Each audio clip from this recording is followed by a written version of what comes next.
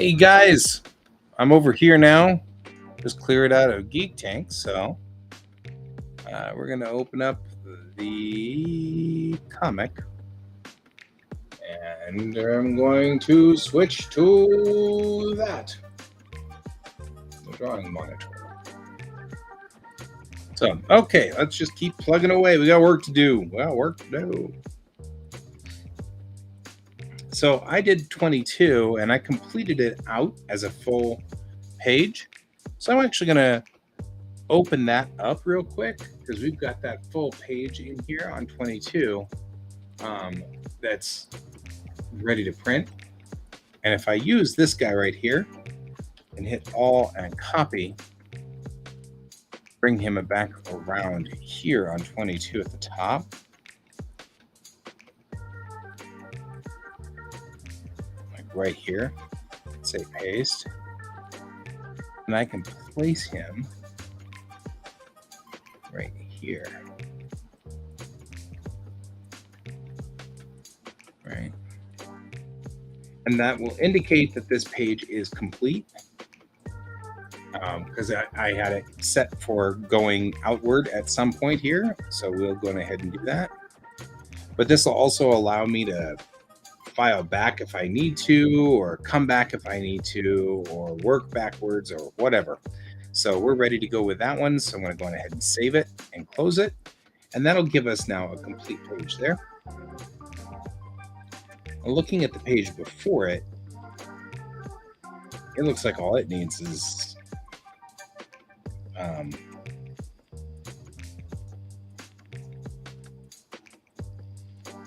needs me to work on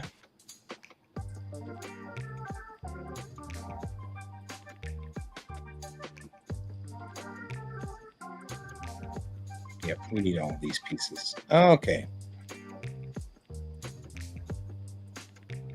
What I'm going to do here is I'm going to take this page. We're going to move it to the top. Because now we're going to work on the dialogue. So now we've put this on top. We're just going to check. Because it only has 2 pieces of dialogue and some sound effects. So it should be relatively easy for us to do.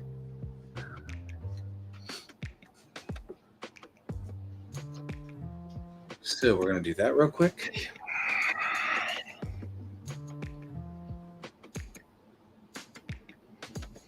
So looking at this guy, we're going to then do this. I'm going to do that.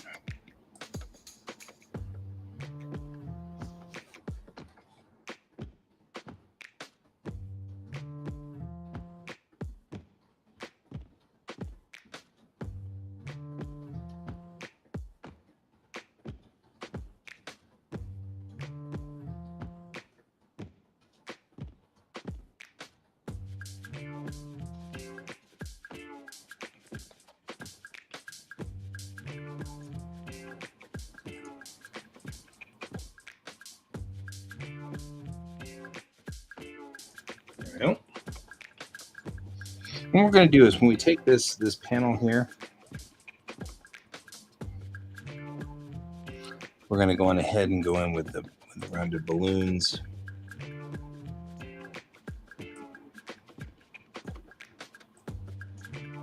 Like that.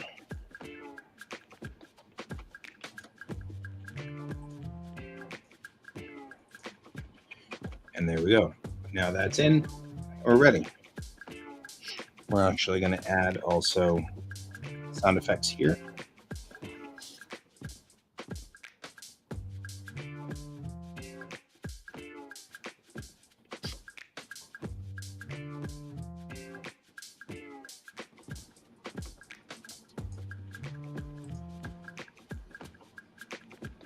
And I usually always tilt sound effects to indicate,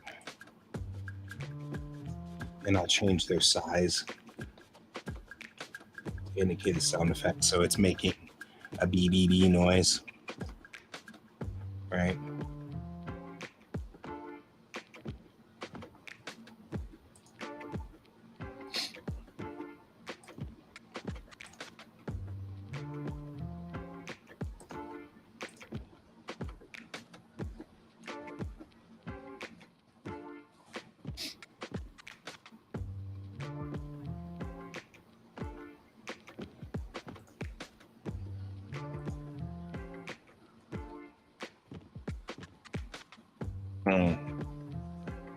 Nope, we need to do more than that.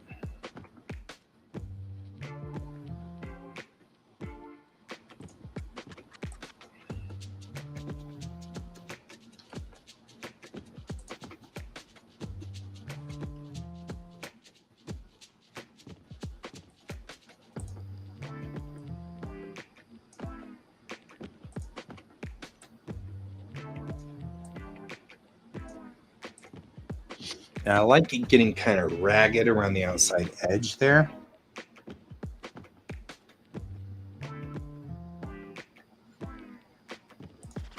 And then I'll add just a single question mark here. Because he's like, what?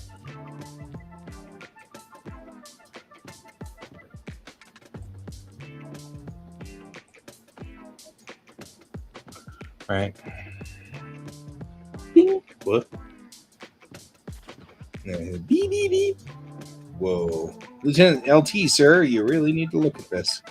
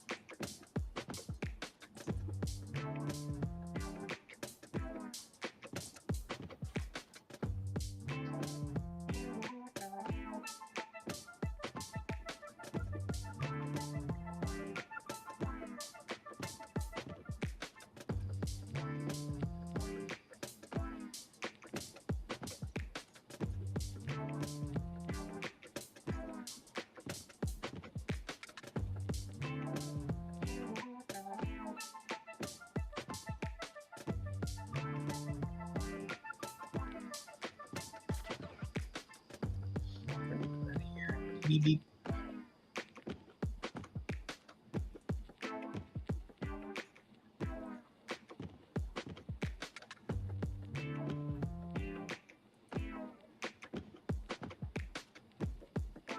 There we go.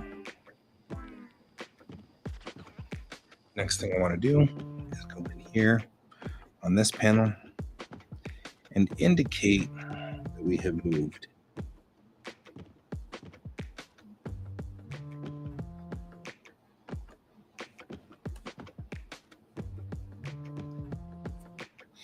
Just a little bit, kind of indicates and extending out. Those are the gravity sensors, so we need them out.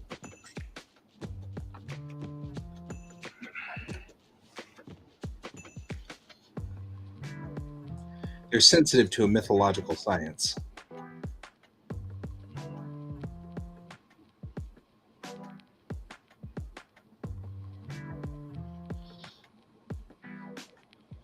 So we're going to move that along. That pretty much means there's nothing else on this particular guy right here. Needs to be done. So he's pretty much okay.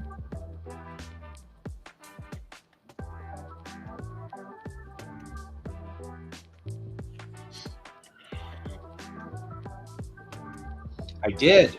Wait. Watch. Look.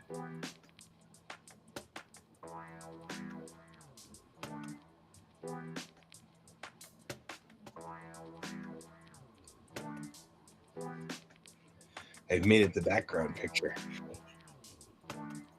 I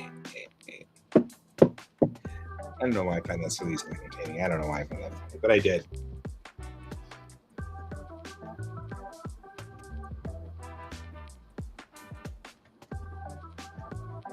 So.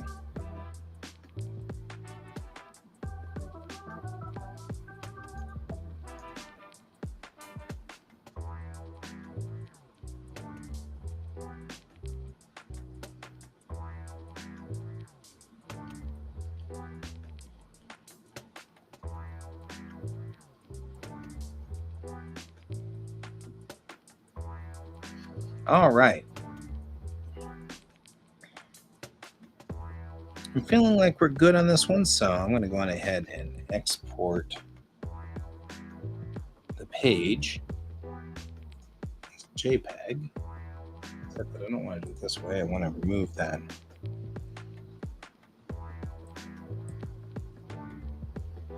We need to do the thing with the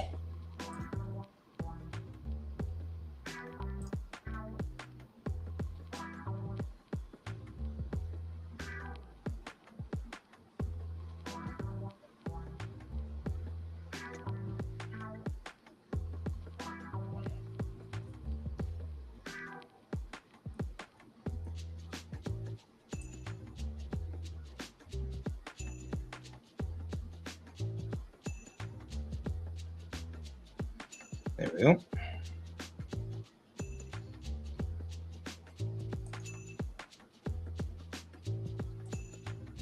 I'll export this as page 20.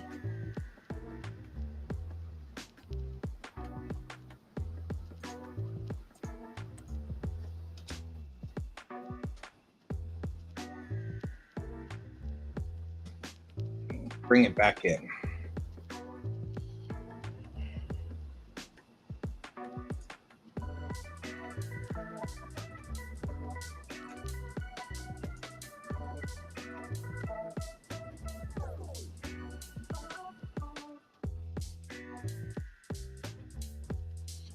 Put that on top.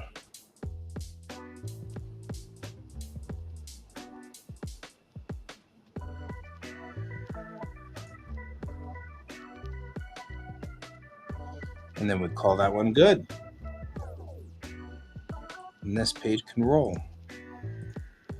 Now, I mean, this page still needs a couple of things that we're going to have to do to it to make it work right.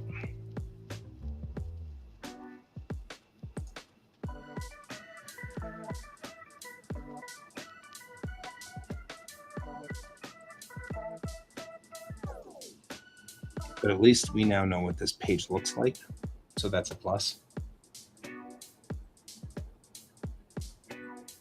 Wait a minute. Why is it doing the thing? Noticing this thing right here. Shouldn't be doing that at all. But it is.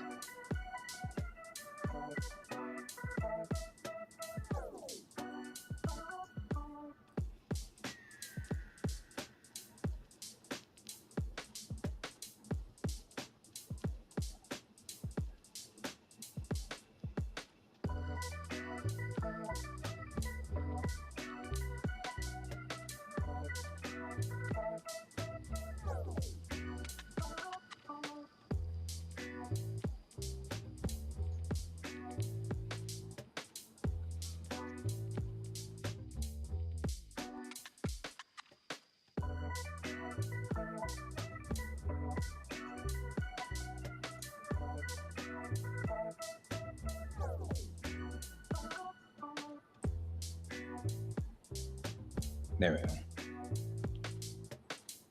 Now we can export it again and do the whole thing.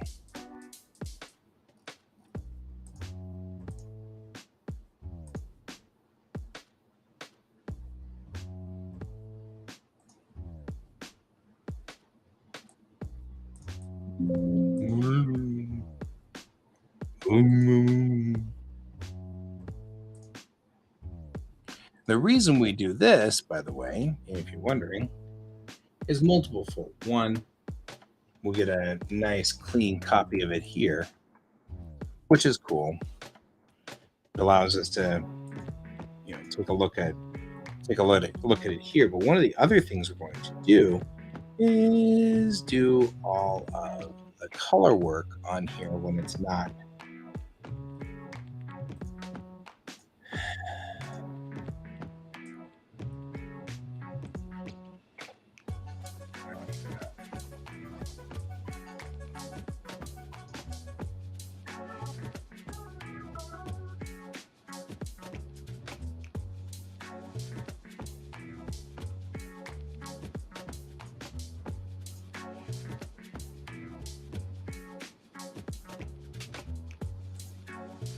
It's so much easier to do this once it's already flattened out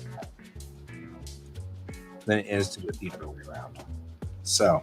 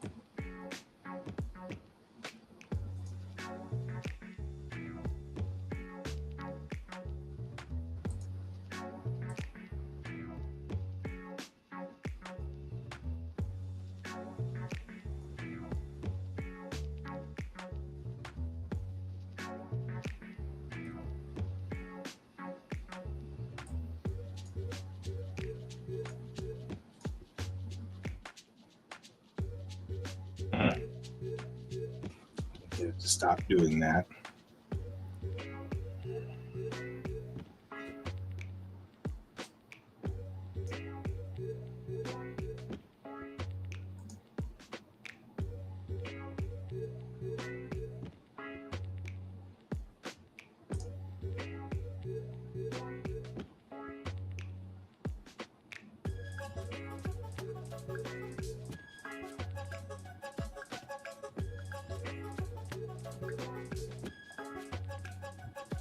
All right. Next thing that we always do is put in backgrounds. So we will go searching for backgrounds.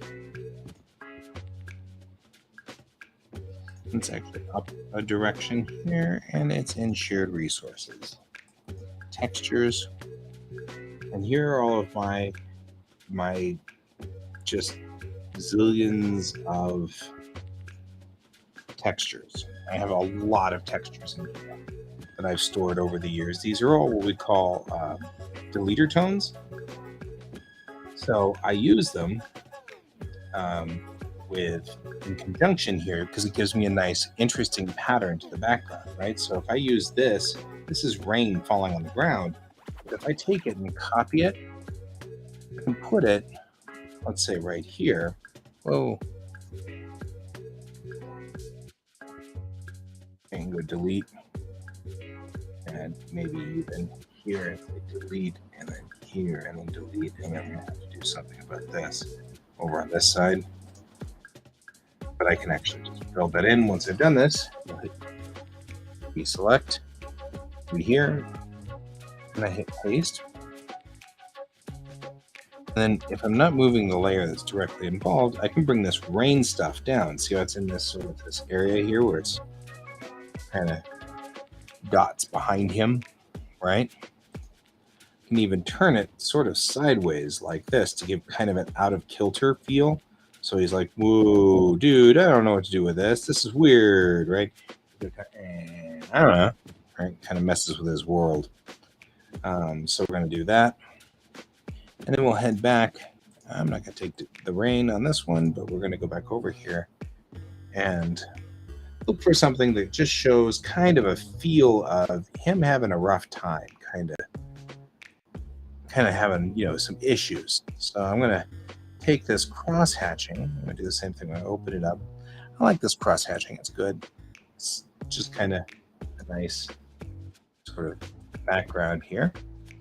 And we'll do the same thing. We'll put this in. We'll grab it from up here. Just put it back here like this. See? I'll select that layer, this top layer. Select here, delete E, and then I'm going to go in here with this. I have to go in with this pen. So I have to come back up here like so. Then I can select it.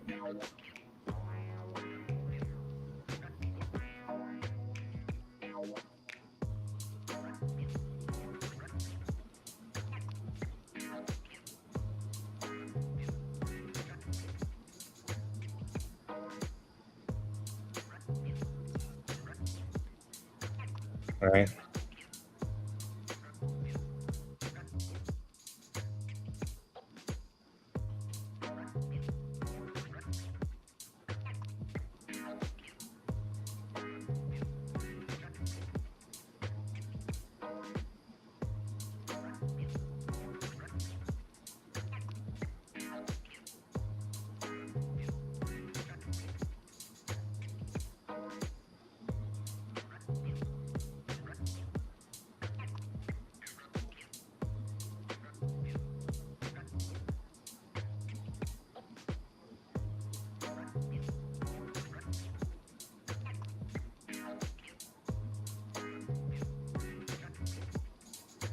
There we go. There we go.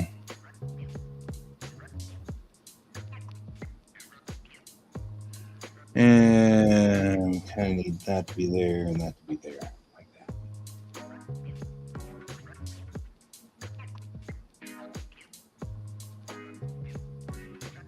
Yeah. So a little bit of like confusion and some just kind of messing with his brain sort of thing. Wait a minute, that's not right. Sort of look adds to that feel there. So we'll take this, we'll go down and down like that, and we'll flatten it out. And this page is now complete. So there you go.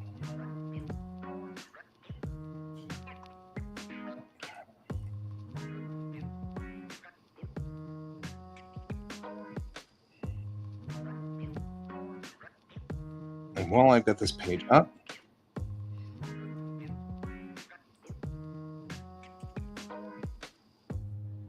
so I will use this page as my color codes so that whenever I'm with this guy here, I can hit the same kind of thing going on. Right? So we're going to take this page and we're going to finish it off too. Here we have its instructions. Its instructions will put all the way at the top. So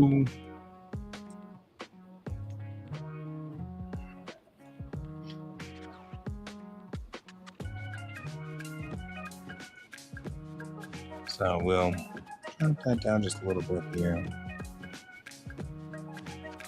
USA. Skipper.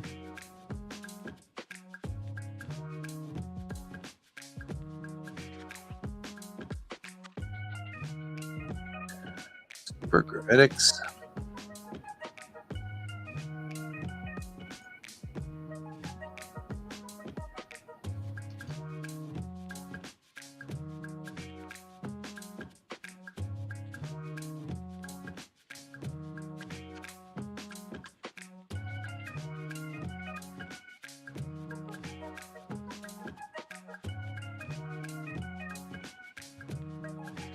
Right.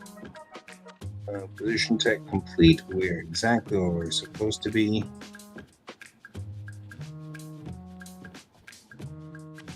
But moment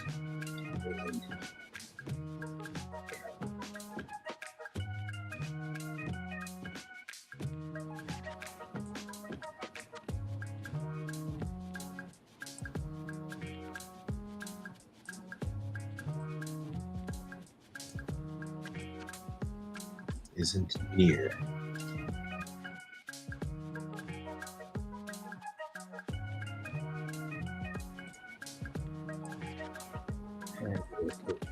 That's not really.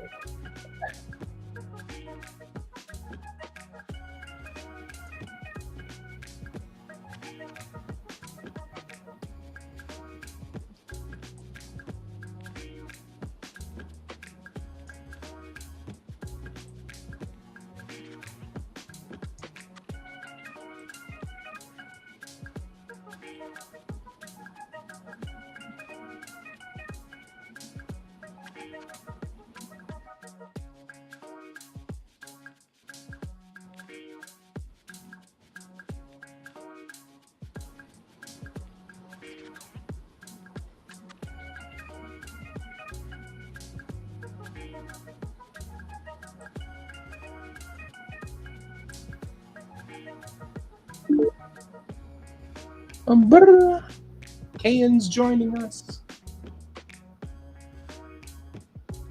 Well, he hasn't joined us yet. He's working on it. He's working on joining us.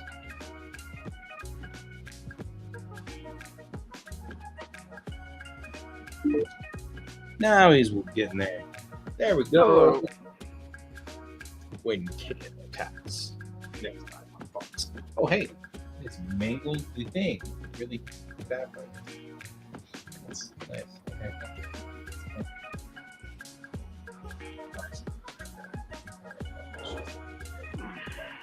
Okay.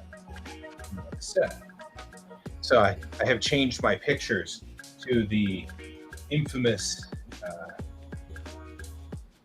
deep field picture that came from what's it? From James Webb. Or at least, sort of. I have no idea what you just said. I'm trying to. Okay, so the big news for today, by the way, hi, Ken. The big news for today was they released one of the photographs of the James Webb Space Telescope, right? So that telescope they sent up a long time ago that had to go travel into space and hang out in deep space. So they just released the first photograph of it from there, and it's like the furthest out into space that we have ever seen. It's so far out, and it's so amazingly far out that you actually can like see gravitic lensing where there was there's something big and heavy like a black hole or something, and the light of the galaxy behind it warps like this around the outside of it to come to us. So you get these like hot dog shaped galaxies because they're all like around this center section, and it's so kick-butt to see. So I'm just changing my background to it, and so right here, I changed the background, and then on either side, yeah. Anyway, I'm all excited about it. That's all. That's really what the TLDR is. I'm all excited about it. I know you're all surprised. Everything's cool. It is very, very cool, and I'm so excited. And it is neat.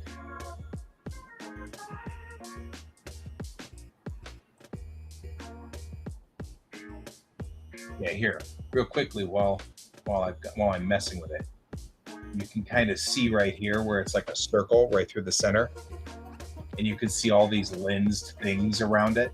So whatever is happening, all those hashes, you're an artist, you can see the dotted lines making a circle. Yeah.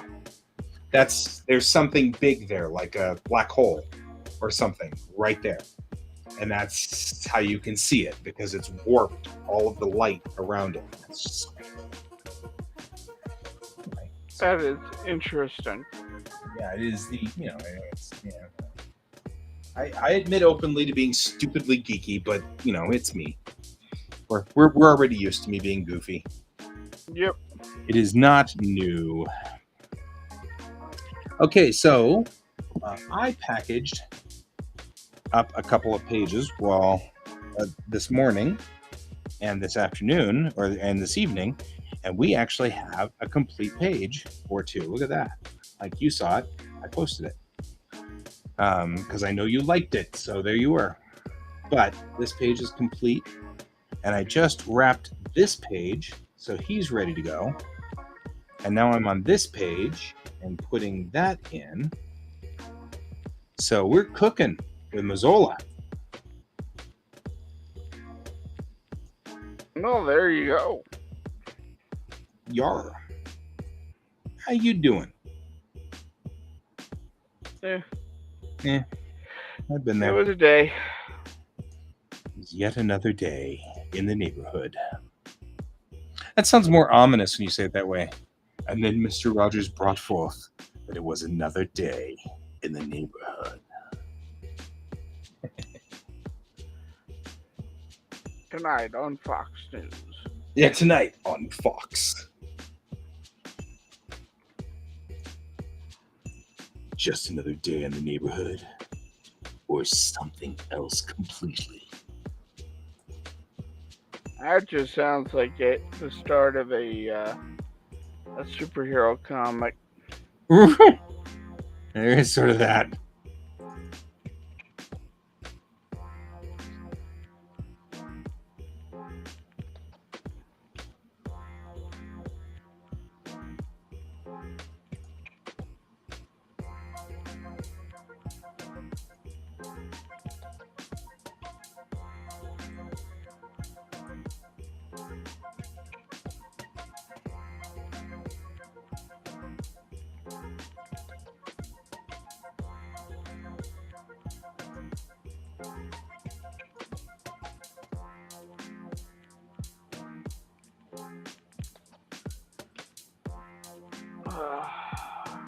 No converging tangents for you people.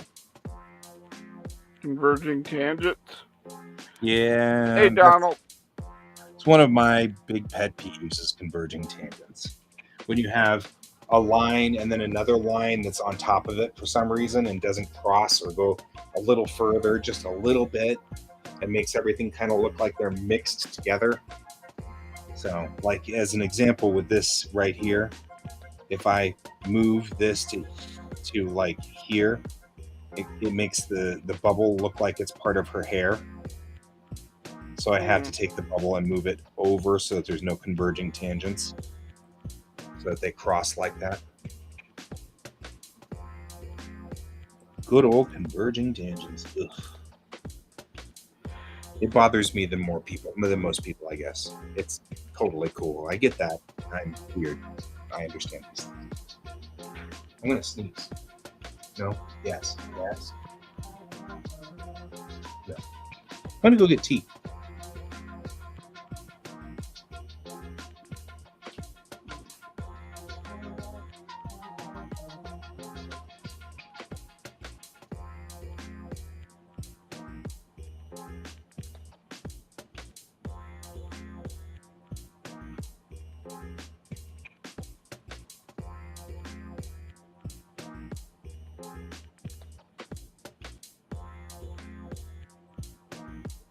Okay then.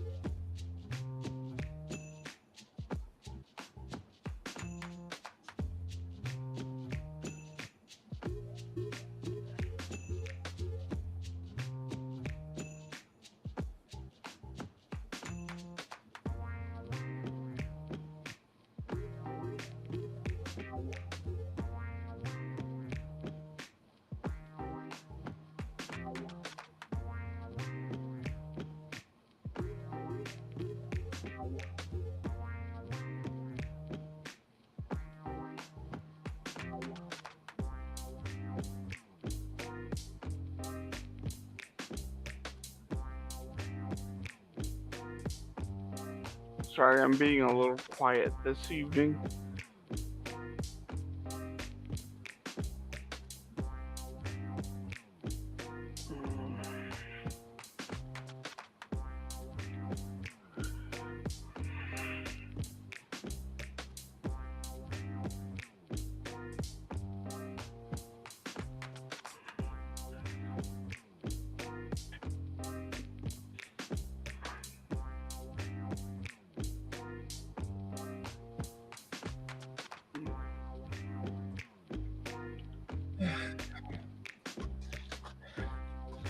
So I'm going to be teaching on Wednesday and Thursday. So just as a FYI. So Okay. And I made this really cool Japanese stop sign. One of the things I try to do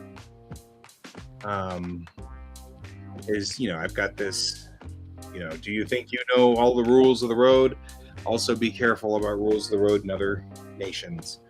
So I have a Japanese stop sign, which for reasons that I still have not figured out, in 1963, they decided to make from an octagon to an upside down triangle that's red, which looks just like our yield signs. It's one of those things I don't understand, but they did. So the point behind it is, okay, kids, what is this sign, right? Because then everybody goes, yield, it's a yield sign. I'm like, it says tomate, that means stop. Well, I bought a full-sized sort of, I guess it was just a print. Oh, well. From somewhere online.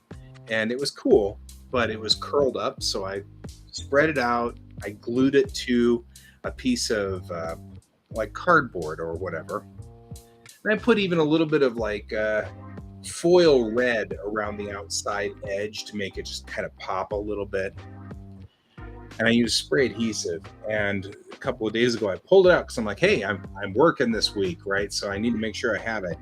I pull it out, and sure as the world, the edges had curled up on there, so they'd come unglued, and they were starting to curl around. I'm like, man. So I have glued it back down with wood glue this time. And then I've got like, I took all of these clothespins and clothespinned all around the edge. So it'd be like, and then every time I put two clothespins down, the middle would go like this. So I had to clothespin. So now it's just like, it looks so bizarre. It's got all these clothespins all around the outside edge. Hopefully by tomorrow, it will have dried really nice and all will be good. And, you know, Yeah. that's what I'm hoping for anyway.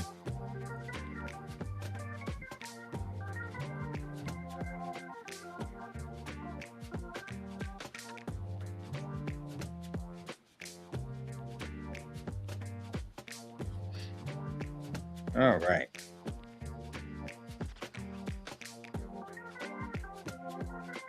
Now, should she say, or should he say, moment isn't here, or but I can't find moment anywhere?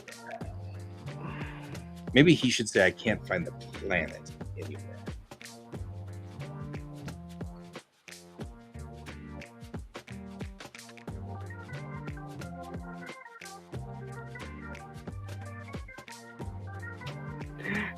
Do you have a moment? No, I do not. The planet is gone. Can I have a moment, please?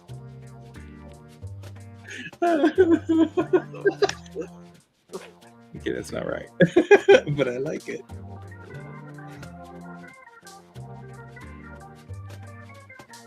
Gentlemen, I need a moment, okay?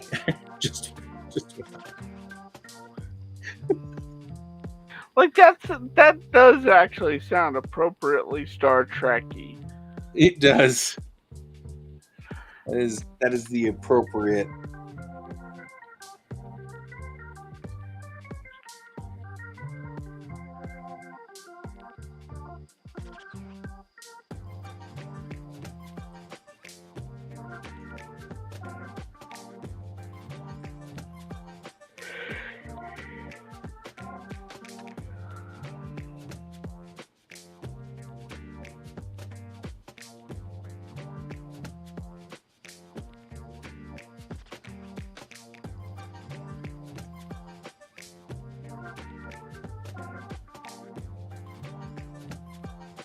Come on.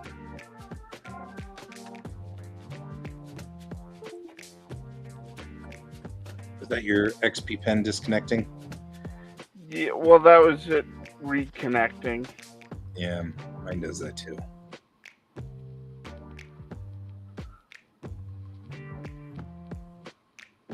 I don't know what that means, but it's starting to get under my skin.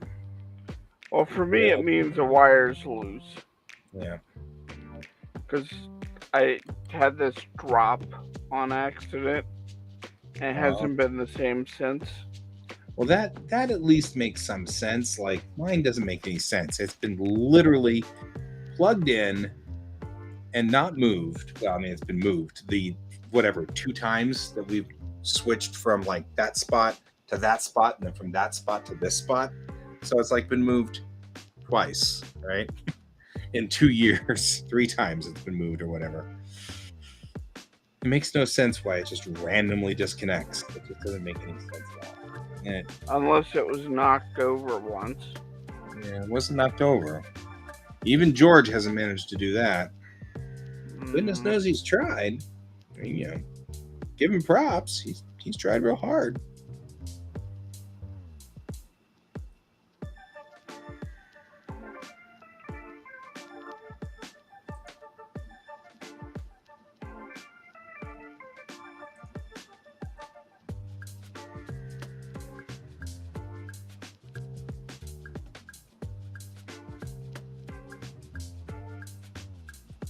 So this is page 18.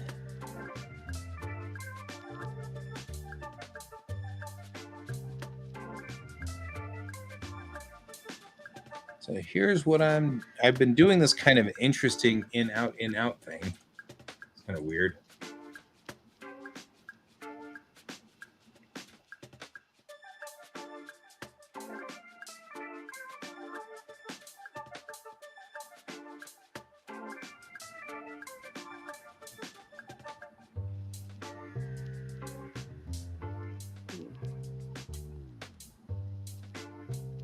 I think there was talk about a Spaceballs too.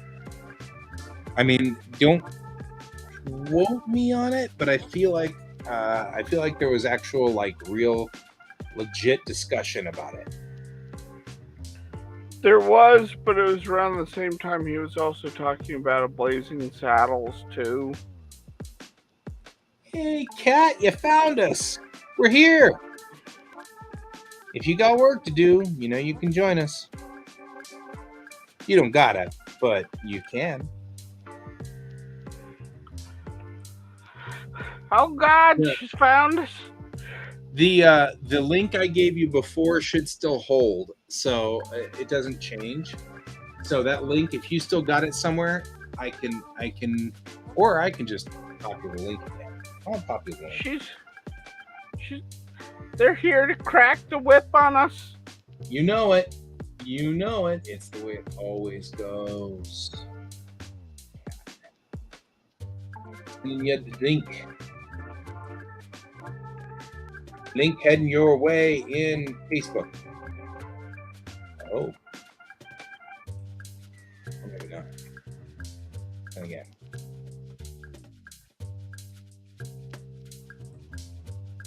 Okay. That was weird. Okay, because like I just sent the link twice and it got swallowed up by Facebook. So that was strange. Very strange. I don't know what to say about that.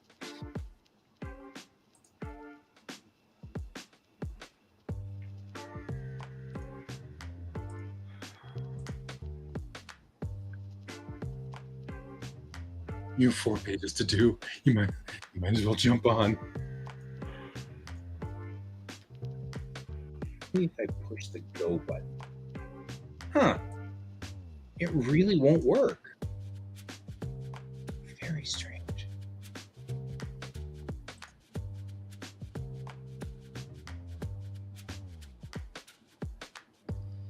So I sent it 3 times and it didn't send at all.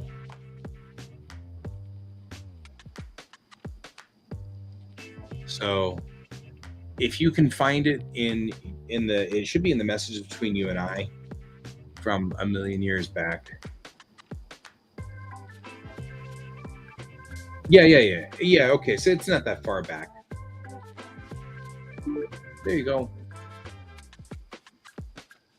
All right, you have joined us.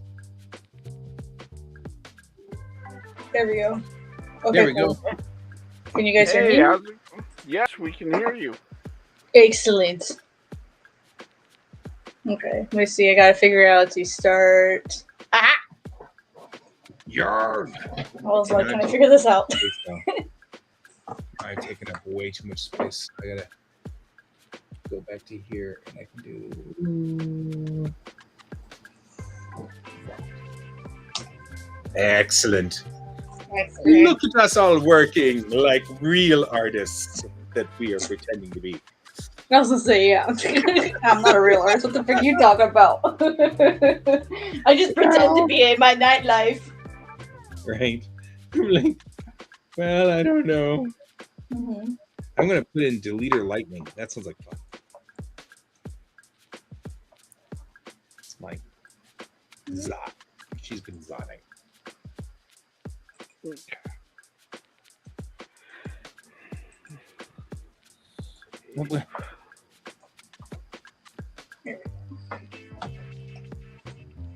forgot what I was doing for a second. I hate when that happens.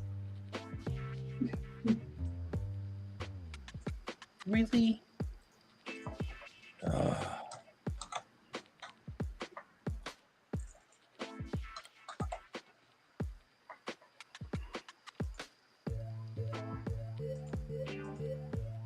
So, you have lots of pages to roll out too, huh? I wish. I have 4 pages. Technically, I'm 2 pages behind because I had 4th of July weekend last weekend, and so I fell a little bit behind. But I have hello Donald. I have at least 4 pages to do this week, And if I can catch up, I'm gonna try. If not, I'll just figure out some other time to catch up. Right. Yeah. But you might as well join us while doing so. I mean, Yeah, exactly. we enjoy your company, and that works just fine. I enjoy being here. It's always fun. Yeah. Plus, it like makes me actually feel like working instead of being a lazy bum and watching reruns of Kitchen Nightmares instead of actually working. All of that. I totally get that. You know what? I don't like that. Let's just delete that entire thing because I can do better than that.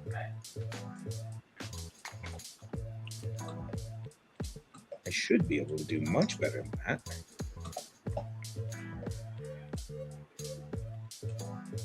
Yeah, I just finished posting issue 2 on Sunday.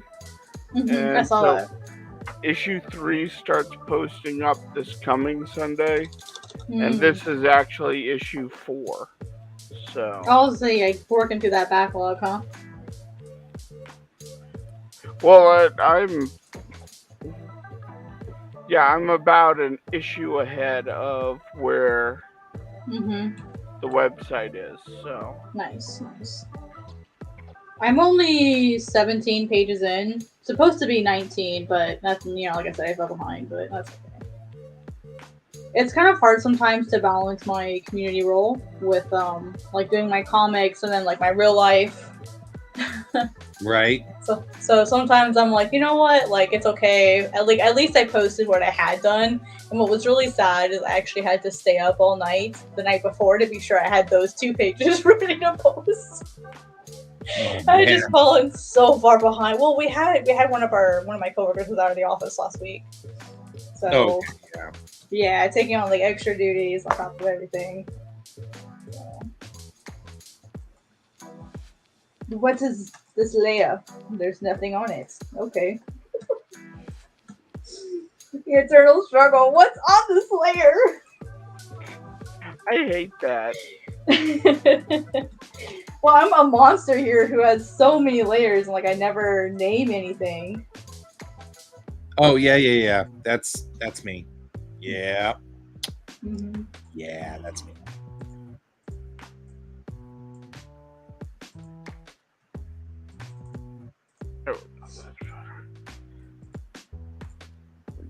I'm one of those terrible monsters.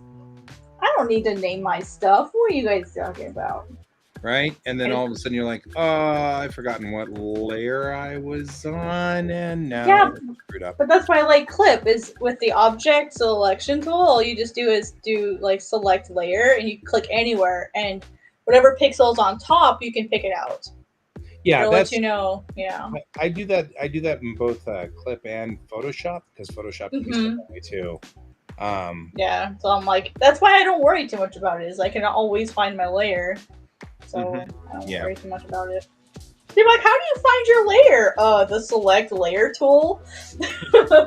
Right. Now the only problem is if like you have like effect layers or anything on top of that, then it might be a little bit of a struggle. You're gonna have to turn some layers off. I think my worst file had 470 something layers in it, but that was for a 2-page spread. To be fair, with multiple panels on each page. So right. So about 200 layers each, which is split between 4 to 6 panels. Right. That's still like 40 to 50 layers each panel. That's awesome. Trying to remember what page it was that I did that on. She says,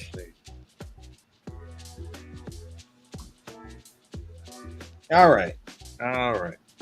So on this page, I think I'm going to leave Chang in white mode because she's shocked.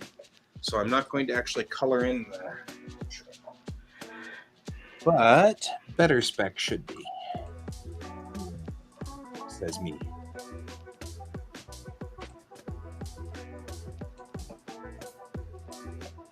No.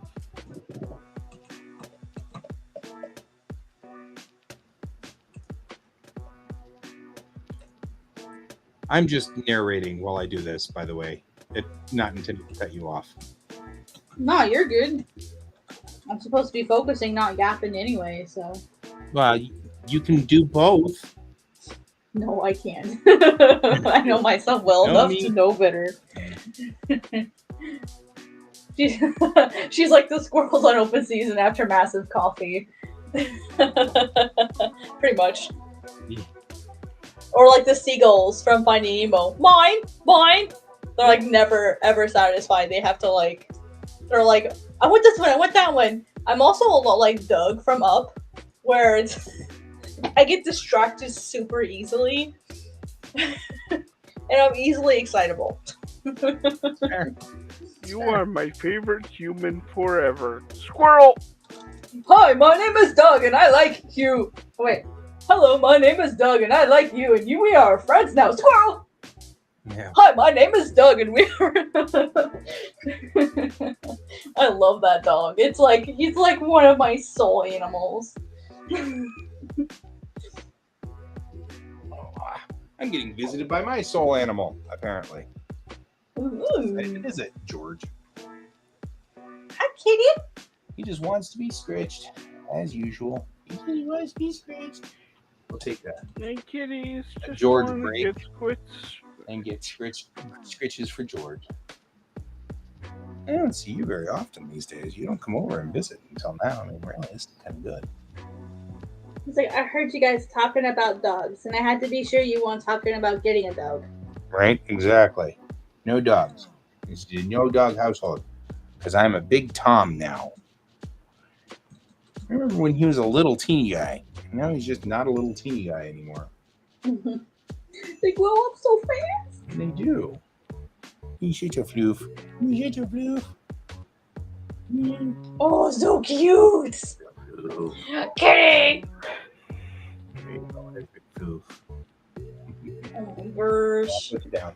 Big black kitty, adorable. I have a saddle stool, which is really cool.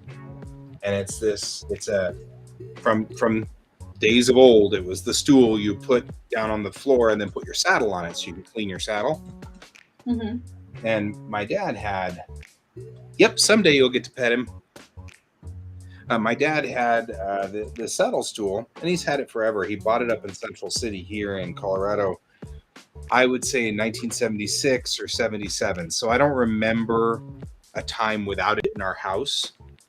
And he, of course, he recently passed. And when he did, I took the saddle stool and brought it here.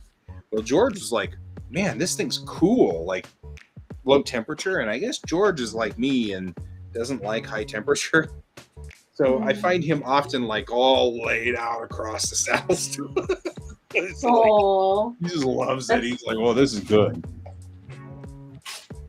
that's awesome. Open up the curtains there. And look outside because I know you like to look outside. All right.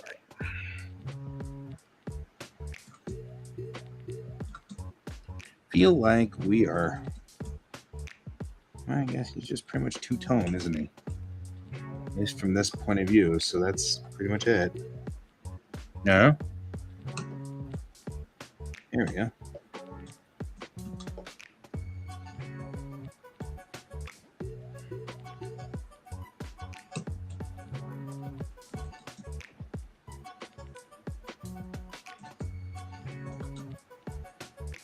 Really?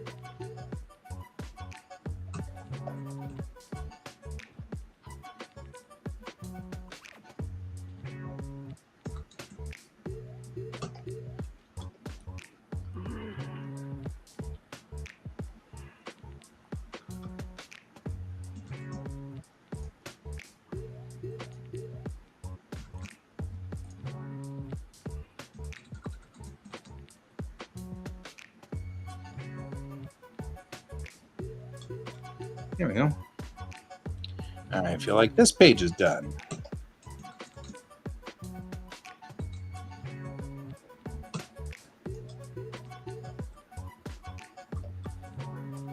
Well, hi, Miso. Did you hear us talking about kitties? Yep. That's how you know. They know. They know about kitties. So it has to be kitties. Come here, It's Miso. kitties all the way down. It's kitties all the way. She's a good girl. Words the Destructor. Dreadnought class ship. She's like the best cat and the worst cat because when I have my Cintiq in front of me and then my keyboard on my left hand side, and she's always like reaching to try to like pull my arm to her, and it's like Miso, like I'm trying to get stuff done, honey, please. And it's like, nope. No, I don't think so. I don't think so. Yeah. Yeah, that's her own way.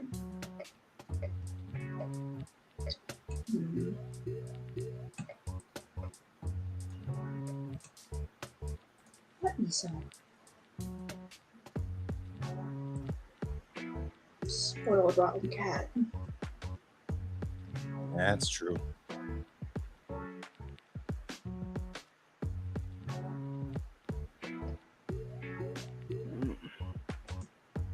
You know what? I'm just gonna fill this whole thing, and then why is it going black?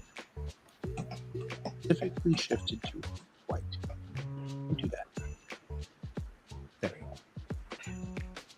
I like how both of you are doing like the proper way of paneling, where each panel is a folder, because you're using the panel cut tool. And I'm doing this jank system. However, it gets the job done. I'm good with it. Yeah, I'm not going to complain. that's honestly what matters most, is that it works for you and it gets the job done. And if I don't do that, like I get so lost and distracted. I'm like, where are all my layers? Where are all my layers? I And think folders just aren't enough. Kat and I are both ADDers, so I think we need some. I would not be surprised. Yeah. We need Also, what's nice about it is it makes it's got the automatic masking. Like all the panels are vector, so they're really easy to change. They're easy to move around. When you move a panel, it moves with you if you have the lock on. So it just makes it really easy to edit versus having to like try to manually edit all of your panels in say like Photoshop or something. You know, it moves with it and makes having to make last minute changes really easy. Agreed. And that's my main reason.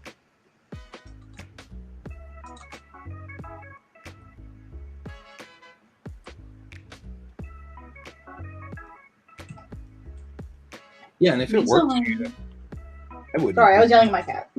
Sorry. No, it's all good. I was just finishing up and saying, don't worry about it, man. If it works for you, go with it. Roll with it. Own it. Own it.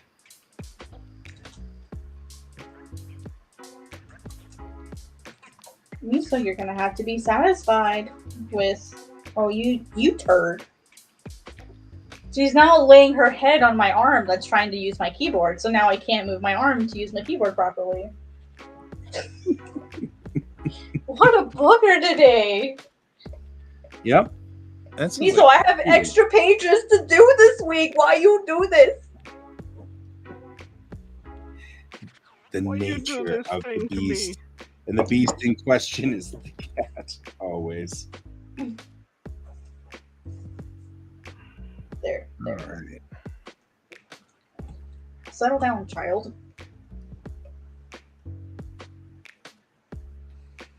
Now I get to do this one.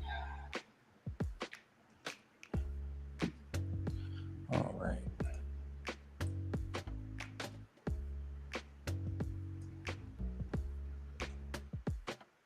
There we go. That's what we're looking for. That's what we're talking about. Make that gradient disappear off the bottom of the. Make the deleter tone fade out. Bottom. Wait, you're using clip and you are putting in deleter tones? Yeah. So I have special deleter tones that I have used for a long time to indicate a specific thing. Oh, okay. For That makes example, sense. this deleter tone here with the bars, the little stars in it, has always been sort of my warp speed deleter tone. So it's sort of like I like to keep using it as a code. No, that makes sense. And yeah, I mean, I know that there's a whole bunch of built-in tones. But these, Consistency, though. yeah, it's kind of like what Ken was saying. It's kind of like, you know, it's janky, but I like it. It works. Oh boy, inking! Yay! So I have a question for you, Kat. Yes. I made all of the first 16 pages of this comic book as a 2-page spread by accident. Is there any way to switch it now that that's happened to 2 individual pages, or is it stuck this way? With the story feature, so what you can do, is okay. Do you have any layers that go across both pages? Nope. Okay, so what you can do is if you go into the feature mode, say you find the pages you want to separate. So say I want to separate these 2 pages here, 50 and 52. Right click, split pages. It'll give you a little warning here, since they'll be split into separate pages. If either of these pages are open, the edits will be saved. So make sure they're done before you do this. Or save them and close them. Whatever. They don't have to be finished. Just make sure they're saved. So that way you have all of your changes good. So just hit OK. Oh, so there's split also pages. Here it is. Oh, okay, I see. Yeah, so it's a right click and then split pages, and then it'll split it. And I'm showing you step by step because there's one thing I did that kept messing me up. So I want to actually show this to you. Because I messed it up the first few times I did it. And I was so mad. It might take a minute. Yeah, I'm gonna separate these 2 and see what happens. So for both sets of spreads, make sure you separate. Go ahead and separate them both. Because once they're separate, you can rearrange them into the proper order. And then when you're done, you can combine them to make new spreads. But if you want the spreads to have the nodal in there and in between, you have to combine them a certain way. Right. No, this is perfect. This is exactly what we're looking for. I didn't know what I was supposed to do. I didn't understand. That's okay. There are a couple of things I learned. One, I made the default mode the monochrome. That's really aggravating. Oh, is it? Oh, I like it. You add a new layer, and it's in black or white. You have 2-bit color. And I'm like, yeah. I like it because it keeps me from accidentally adding gray or color in there. But what's nice is I can turn each layer manually to color or grayscale. If I need a blue layer, if I need a red layer, I can just change just that one layer, and then I know the rest of my documents save. Right. Well, everything is grayish on mine. I mean, it's a black and white comic, but only because that's the way I want to print it. Oh, right. Yeah. Yeah. I mean, you know.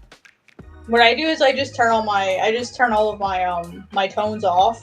That way they turn into grays for posting online, and then when I go to print, then I can make them tones. That makes sense. Yeah, I'm gonna avoid Mar as much as possible. Heaven forbid.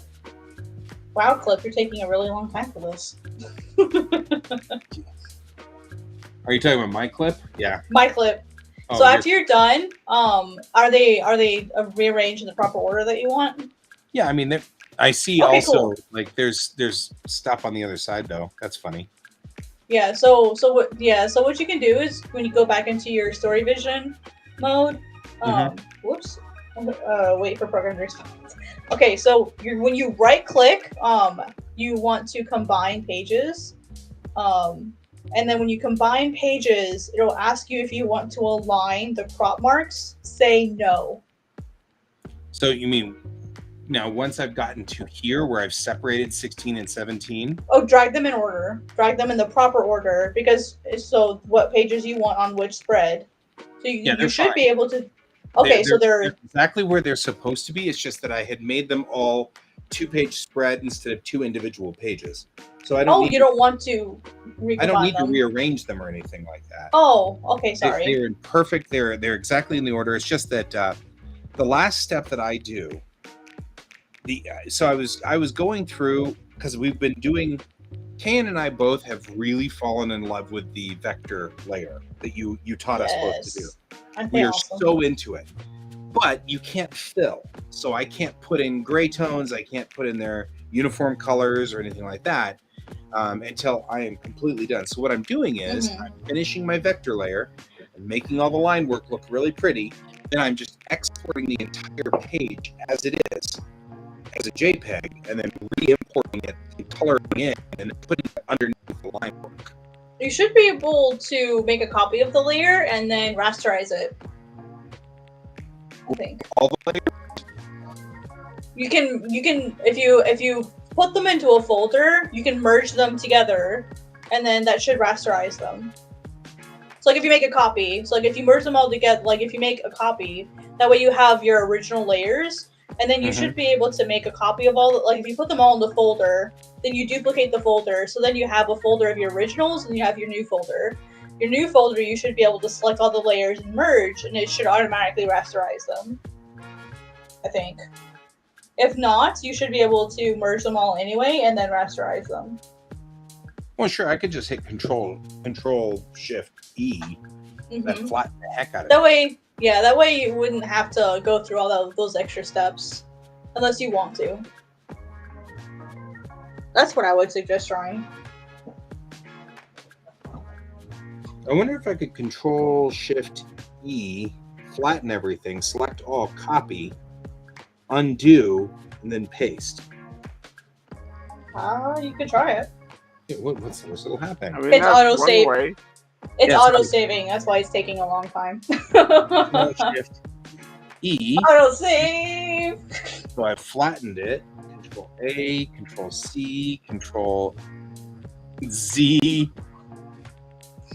Control this. You know. Right? I mean, like Control. a bunch of controls here. Hey, at least you're not saying command. Right? Check it. It worked. Nice. He likes awesome. it. Hey, Mikey. Look at all the time you can save now. Right? I can't believe that worked. That worked perfectly, actually. Wow, I helped you again. Nice. I just gave you the done. tools. Thank you, my friend. Once again, thank you. Oh man, Guy, guess what my tip? Okay, guess what my tips and tricks is about tomorrow? Uh-oh, what's it about? CMYK versus RGB.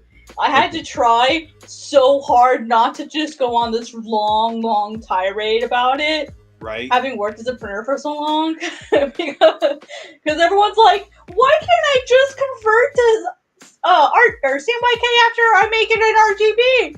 Because then the computer has to guess, and it'll guess badly. And you will have purple instead of blue. My favorite shade of blue turns purple when I do that. It drives me insane. Versus if you're smart and just starts in CMYK, you can make it specifically the color that you want. And Right? bonus point, everything in CMYK is in RGB, so that the versions won't look different. Exactly. It's amazing.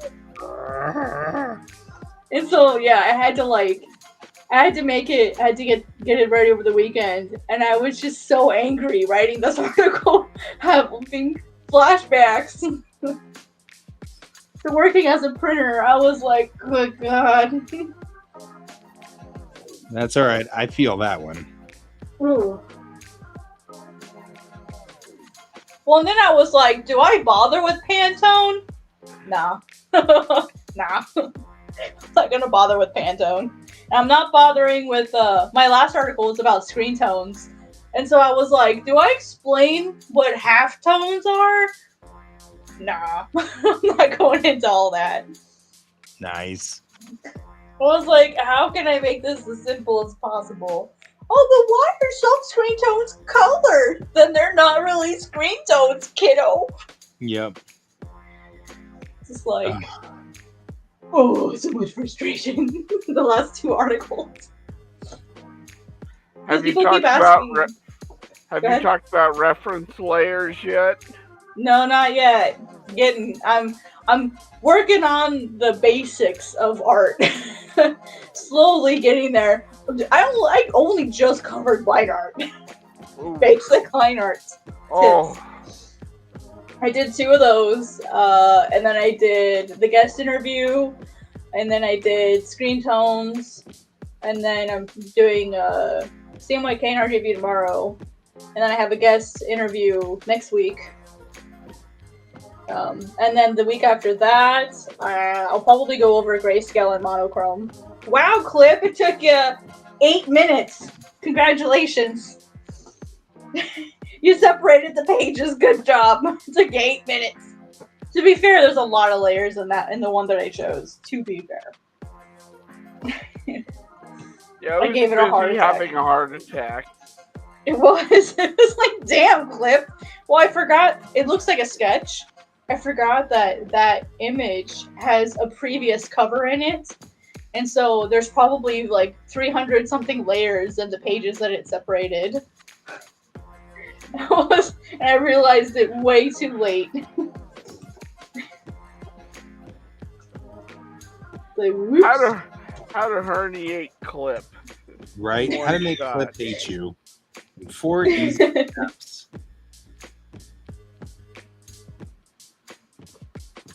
Oh, my brush was way too big.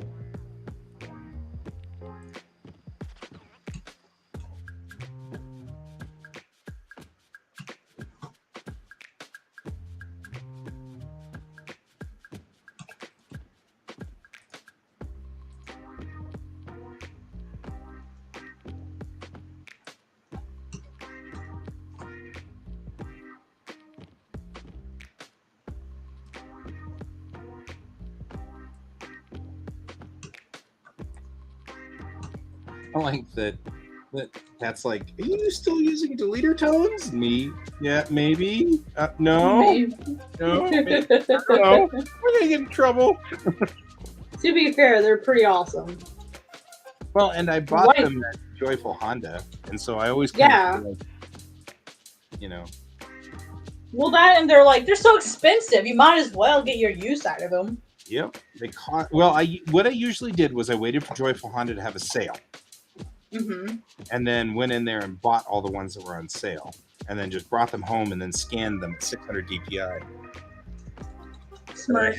Reusing them over and over and over again since like 2007 or whatever. Do you ever have problems with the Moir using them like that? Nope, because I scanned them at 600 DPI. So each dot is like 5 pixels wide. That makes sense. So I don't have that much of a. That's actually, which is great because I still operate at about 600 DPI here. And so these are, you know, it's generally my default mode is 600. So, and frankly, I just tried to use some of the stuff that was here in Clip, and it's doing you have to download it. And it's not here. And now it brings up the little server on the right. Now you have to go over to the server and download it. Then it'll be in your downloaded material folder. And I'm like, okay, this has just gotten way too complicated. I'm just going to load it up and copy and paste it like I've been doing this entire time. I mean, I know the procedure. It takes only a second, you know. Right. But sometimes we can't be bothered. Yeah, it's like at some point it's like, meh. All right. I know my folders and I know my deleter screens.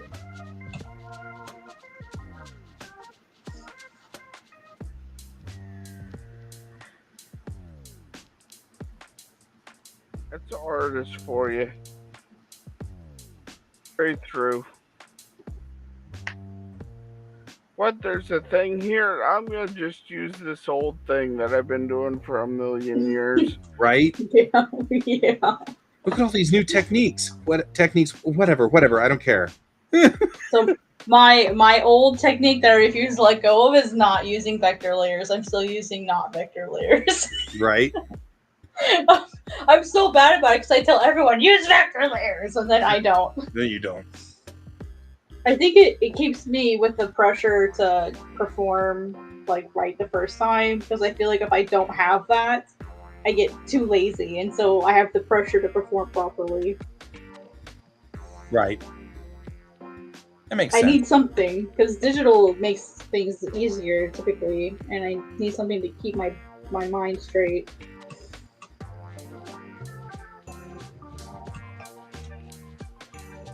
Otherwise, I get complacent.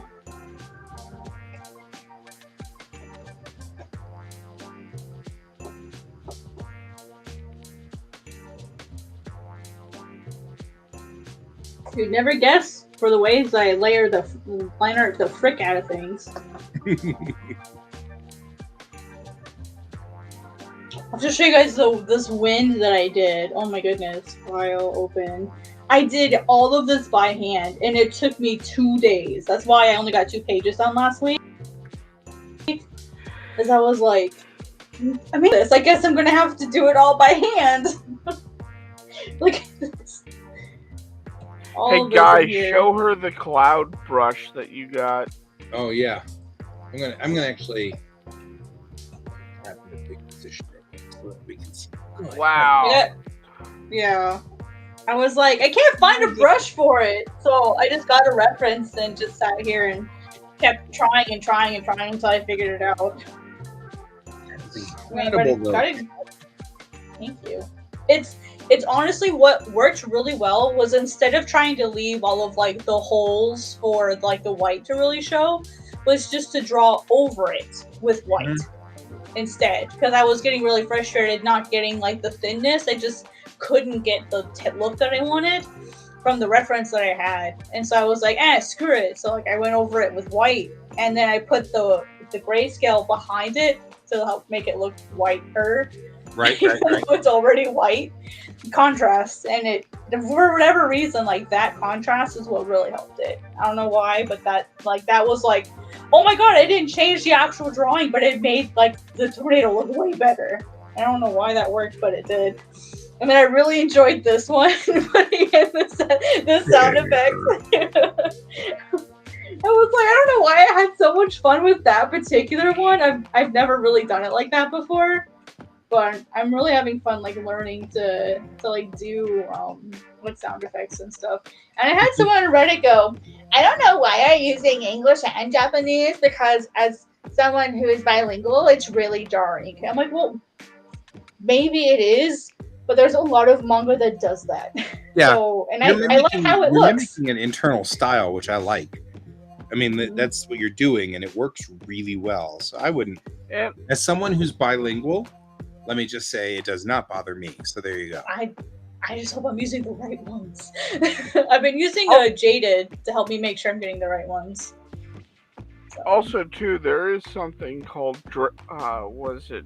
window dressing English, where they do the English and Japanese, because the English looks better and is eye catching.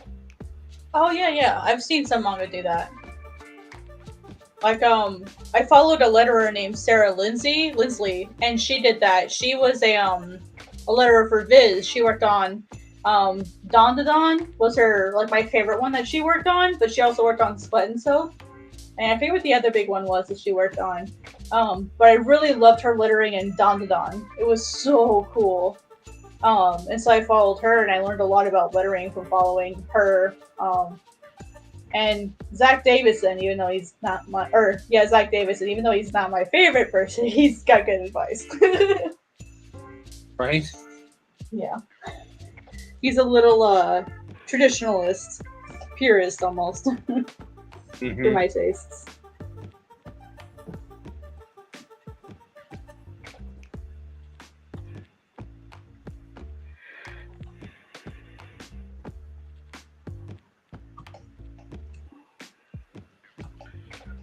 Konnichiwa, Japanglish. I mean, you're not wrong, technically. Yeah. Oh, the guy! I was trying to go to Japan later this year for my winter vacation, and then I saw the news about the COVID cases spiking again. And I'm really glad I've not bought my ticket yet. Oh yeah. I'm so mad. Right? Like, damn. I mean, if anything, it'll force me to save for another year, but it is. It's so irritating. Well, I was gonna go. It's getting worse here too. I mean, it's just the Togashi exhibit. Did you see the news about the Togashi exhibit? No, what happened to the Togashi exhibit? So Yoshihiro Togashi is gonna have a 35-year anniversary exhibit from October 28th to January 9th. And so I wanted to go at the very end of December, right? To I'm basically extending the vacation I get from work. That way I could go see my friends in Saitama, go to the Togashi exhibit, which is in Shinjuku, and then go to QuACk. And so I was like, wow, like everything lines up like perfectly. Like I can even go to Ise. Like I can do all that cool stuff at like that time of the year. And now I'm afraid they're gonna shut everything down again. I'm so mad. Because I like Togashi. But I love the fact Togashi's my favorite. QuACk's one of the things that's on your target. That makes so much sense. So yeah, well, so is Komisha. I think it's she because it's T-I. I always get confused when it's T-I because sometimes it's G, sometimes it's she, sometimes it's Z. I'm like, which one is it? It's because that's not a word. Oh yeah, I know, but it's like every individual case of T-I is a little different. Usually, right? Mm-hmm. So I'm with you. That's why I'm like, I have to hear someone say this or see what the kana is for it. Right. But yeah, like they had that one earlier this summer, and like I really wanted to go. Well, obviously I can't go this summer, but they're actually making a bunch of events now, a bunch of smaller events. So yeah, I'd love to go. That's what I was gonna try to do, but maybe I'll just go next year if they shut down again. If not, I'm just waiting until we get closer to it, and I'll just pay a higher fee for the ticket because I am not buying a non-refundable ticket. Right, that's risky. Not when it's like $1,700 to go and almost like $1,800 to $2,000 if you add a hotel onto it. Oh yeah. I'm with you. But I wanted to ask, are there any places that I should hit up? Because I'll be in the Saitama Shinjuku area. Or Shinjuku, sorry. Going to Akihabara. I mean, that's a given. Yeah, of course, yeah. Because I mean, I wouldn't go to Japan with it and miss Akihabara. Oh, for sure. There was another place that was coming. It was up and coming when I was there as a second sort of manga central, and I'm trying to remember. It was in like the most obscure place. I almost want to say Roppongi, which is why I was like, "That's a weird." That really sounds familiar. I think I know what you're talking about. Yeah, there's like a second manga center that's forming up. And I really want to say Roppongi, but I don't think it's Roppongi. But I think they have a manga hotel there, or really close to it. Yeah, that seems right. That's where I was gonna stay. Was the manga hotel. Also, don't forget that you want to stop at the Writer Cafe. There. Yeah. Also, the Pokemon Center. Right. So do you know about the Writer Cafe? I've heard of it, but I don't specifically know much about it. Oh, it's hilarious. So if you're on some sort of deadline, Oh yeah, they don't let you leave. it's a cafe they go to and they pressure you while you're there to finish what you're doing. That's so funny. I saw that in the news. That's so funny. I And the hate to guy say that that I was could doing use that, but I could use that. Uh-huh. the guy that was doing the reviews goes, I've never been that productive before in my life. Like, you could pay to have a guy, he stands over over your shoulder and pressures you the entire. That's Awesome, so actually. funny. That's Yeah, imagine being like, "Hi, I'd like to apply for this position." Oh, how good are you at pressuring people? Give me this job right now. Just like how good are you at pressuring people? One imagine moment. their interview process is literally them telling like them having you pressure them into giving you the job. That's so Oh yeah, funny. Donald, definitely. The Shinkansen. The Shinkansen is awesome. I took the Shinkansen Oh yeah. from Tokyo to. So the one thing I didn't do, and I want to do this, and I think I'm going to try to do this when I go back. We were going to do this. If you take the Tokaido Shinkansen, you can actually take the ground trains, and the ground trains will go to each one of the 47 stations along Tokaido Road. And I wanted to do that. That was so cool. And I didn't do it, and we were gonna, and then we didn't, and I regret that. So the Tokaido Road was the. I don't know if you're familiar, but for those of you at home, the Tokaido Road was the road between Edo, which was the old city of Tokyo, and Kyoto, which was the capital at the time. And so it crossed over the mountain range and went through to between the two. And there were 47 stations. And you could stop at each one of those stations, and they always had an inn, and there were travelers all the time, so the inn could take people in and stuff like that. And they, and there were in each one over the 500 years that this was a thing, each one developed a personality, each one of these stations. And so, like, Hokusai did an entire run of paintings depicting each one of the stations. And oh man, it was so cool. And it was just so neat. You know what I mean? And it's like, I really wanted to, and I never did. So, I think they also developed their own bento boxes too. Yes, they did. They did. So each town is known for a very specific bento box. Yes, that was an ongoing humorous joke every time was, well, that our town is known for natto. And I'm like, that's nice. Natto always reminded me of modeling glue.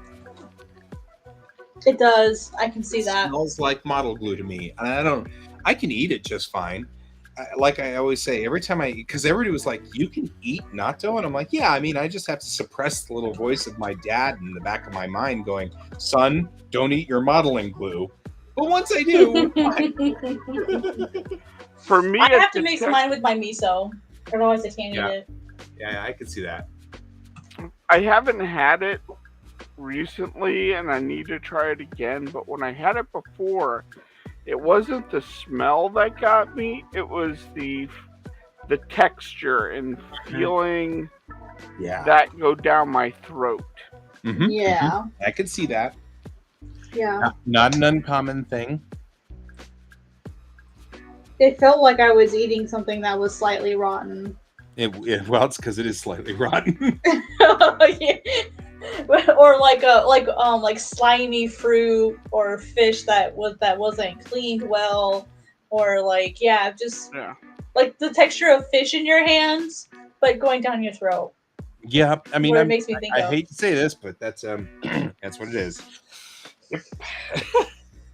But that's why I put mine in soup, is because then that sliminess isn't as bad, and I kind of get more miso than natto flavor.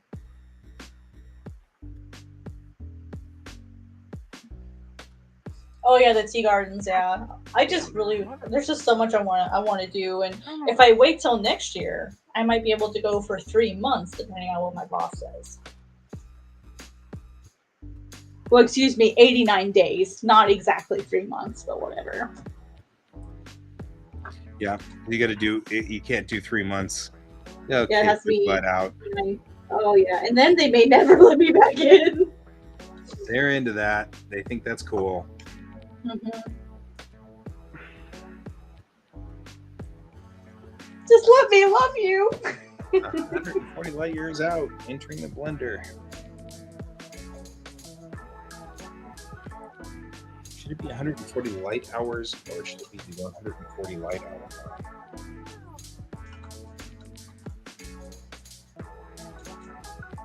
140 light hours is the end of a solar system, by the way. That is the maximum distance of most solar systems.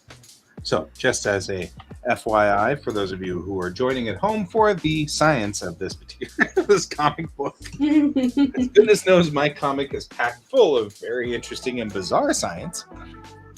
So, I didn't sign up for science class. Right? Exactly. Well, guess what? Too bad. It's always science class here.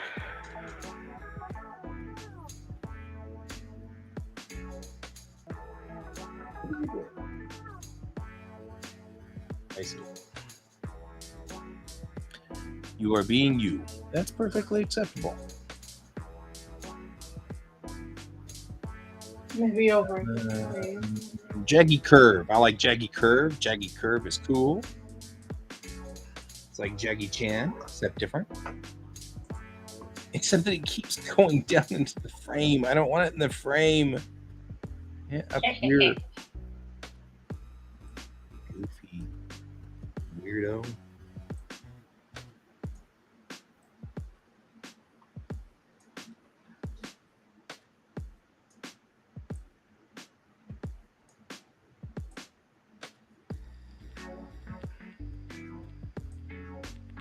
So it's interesting. I had this run-in with a professional company of some sort. I don't know who, but somebody or one of my buddies said, "Oh, if you need a letterer, call Guy." Okay, no problem. So he, out of the blue, PMs me on Facebook. This was about like 6 months ago or a year ago. PMs me out of the blue on Facebook. It says, "Hey, are you interested in doing some lettering work?" And I was like, "Yeah, sure, no problem." You know, and he goes, "Okay, well, let me send you this page. You letter it, and then we'll evaluate you." And I'm like, "Okay, it sounds like one of those things, you know."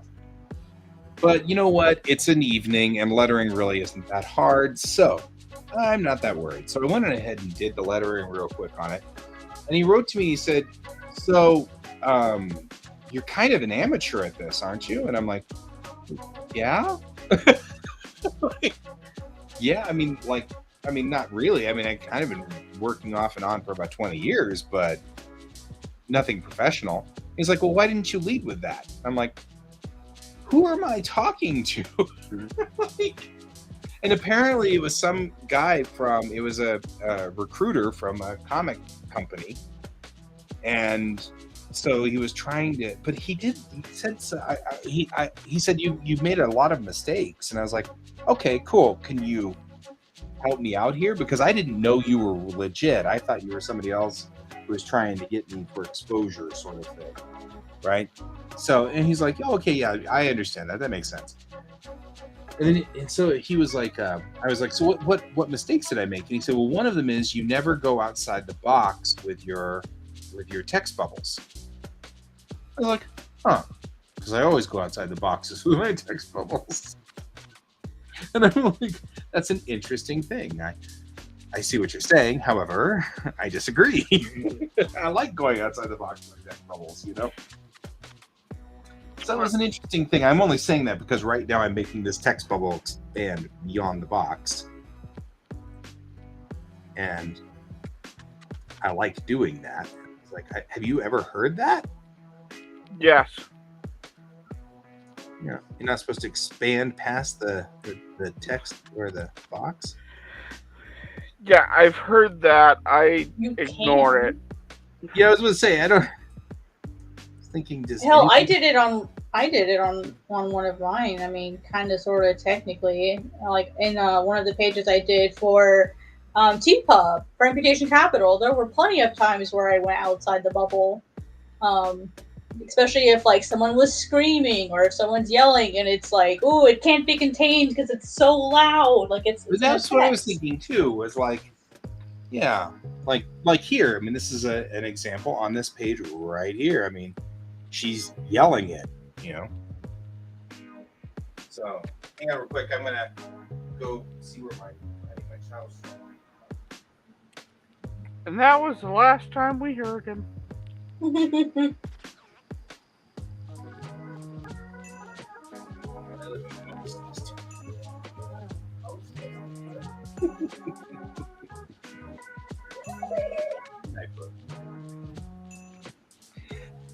All right.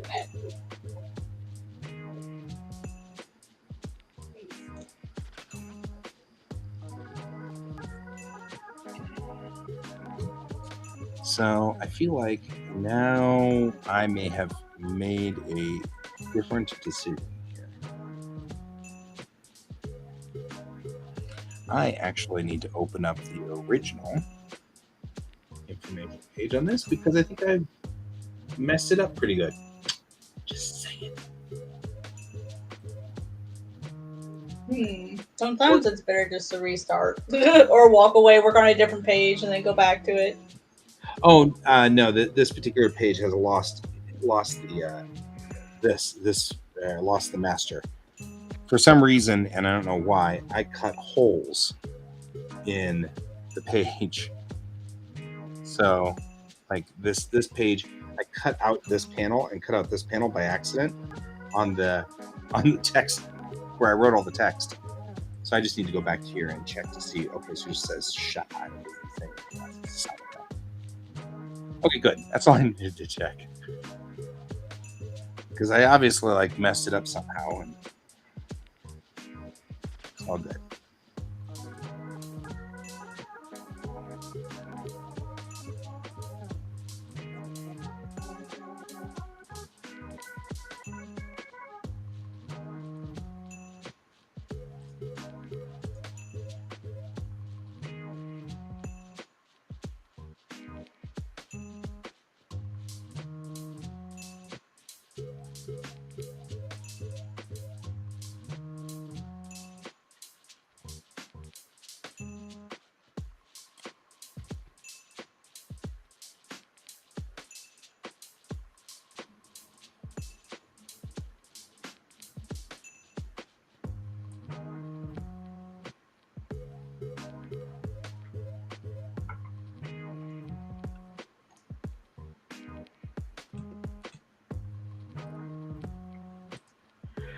Okay.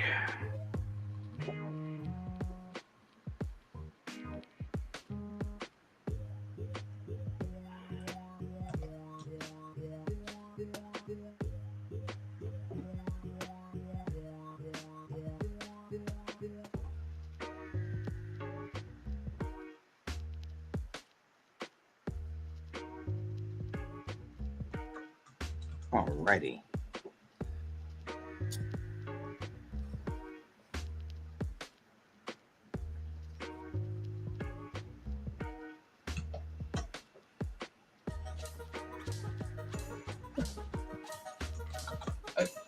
Poor Donald's like having autocorrect issues.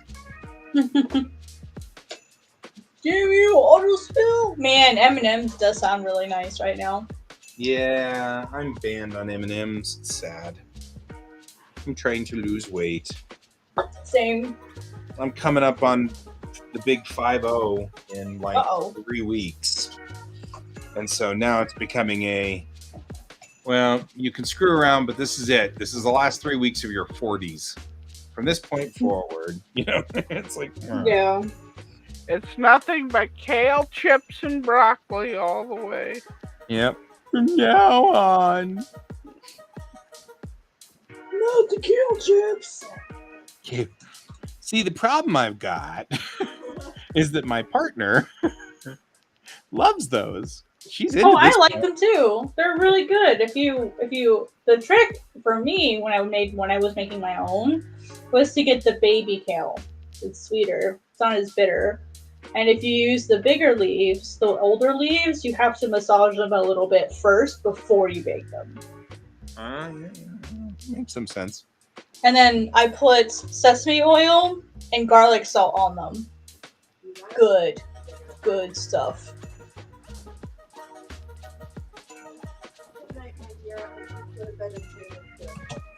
Yeah, I was gonna say, now we've got you all hooked up on kale chips. I love you. She's like, kale chips. Like, They are pretty good. Once you get used to them, they're pretty good. oh yeah.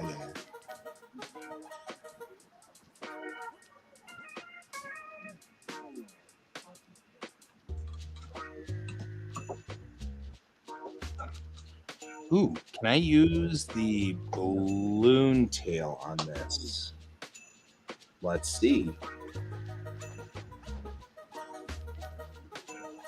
Can you? Yeah. Should you? Looks good? Yes. Well, I don't know if it looks good yet, but I had to first see whether it would do it. Yes, the flavored seaweed. I love the sesame oil one. The problem is that gets it does get a little oily, especially at like the bottom of like the tray that it's in. It can get really oily. So sometimes I have to it's gonna sound really stupid. I have to take them all out and pat them a little first before I eat them, so they're not so oily. Makes some sense, actually. Yeah.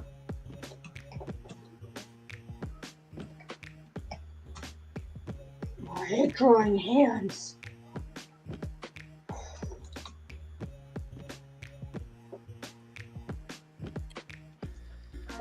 I love all of these just various text bubbles. They make me so happy.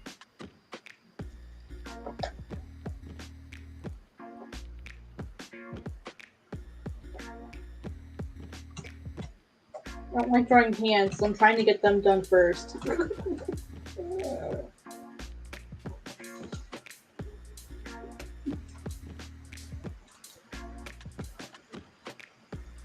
Such a painful experience. Painful existence we have, don't we? Drawing hands. Whatever malicious contraption these things are. That's what I use my 3D models for. Oh, me too. I started drawing them. I'm not even messing with it. Hands make me angry. Unreasonably. Yeah, but even after you do your sketch with the 3D model, then you still have to ink the fucking thing. Yeah, well, Teriyaki mint. Well, true. I open. Nah, you just got it down already. A scrub like me is still figuring that shit out. Nothing, man. I had nothing. And what is this teriyaki mint business? What is that? Is that a real flavor? I'm out. Teriyaki mint. As Can would say, I'm out. I'm out. I would try it. I would definitely try it. I have pure curiosity. I've tried some weird stuff, but it's been surprisingly good. That's true. Okay, that's probably fair. Teriyaki mint sauce. Yes, it is a real thing. Use it for meats. That makes sense.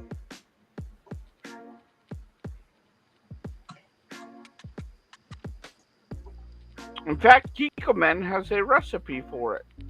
Of course they do. I loves my mint and I loves things like that, but I don't know. That may be a bridge too far.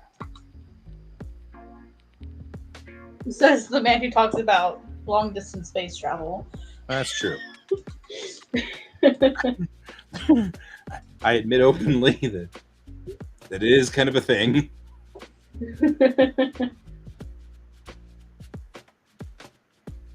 So you coat the item in the teriyaki sauce, and then there's a mint dip that's like creme fraiche and yogurt with mint in it that you in, Oh, okay. So that would make and sense. you eat it like that. I will have to That try actually it. sounds really good. You know, okay, well, okay, maybe it does.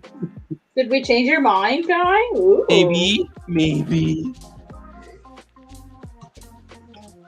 Remember, one of us is actually a trained chef. That's true. That is a true statement. In fact, at some point, I want to make a cooking manga. You totally should. You totally should. I'm in. Like, so my favorite manga ever is Cooking Papa. Cooking Papa? Cooking Papa. That Cooking- sounds so cute. Cooking Papa. This he's an office worker, and he's kind of like the boss of the office. And his wife is also an office worker, but he doesn't want anybody to know that he cooks, so everybody assumes his wife cooks, and his wife's a horrible cook. So he does all the cooking, but he has to do it in secret, and like no one knows that he actually is the one making all of these dishes. Sounds like chaos. I like it. It is Now, see, that- fantastic. And at the end of every like episode arc, the dish he introduces, the mangaka actually gives you the recipe for, and Oh, how that's to so make cool. it. Oh no! So Like, you I'm get in. you get the recipe, how to prepare it, and all this at the end of the arc. So it isn't like what's that one cooking one?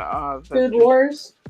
Food Wars, where he just makes it and everybody explodes at it and it's great. No, this one you could actually make the recipes that are in the manga. It's fantastic. That is so cool. Yeah, I think you should make a cooking manga. I'm in. I mean, you know, I don't know how much weight Kat and I hold, but you should do it. I can't cook for shit, so nothing. I can't cook anything. Except mac and cheese. And even that doesn't always come out well because it has to be gluten-free. Right? Of course, the other one I love is Sweetness and Lightning. I haven't heard of that one. Sweetness, Not much of a foodie. Sweetness and Lightning is such an amazing manga.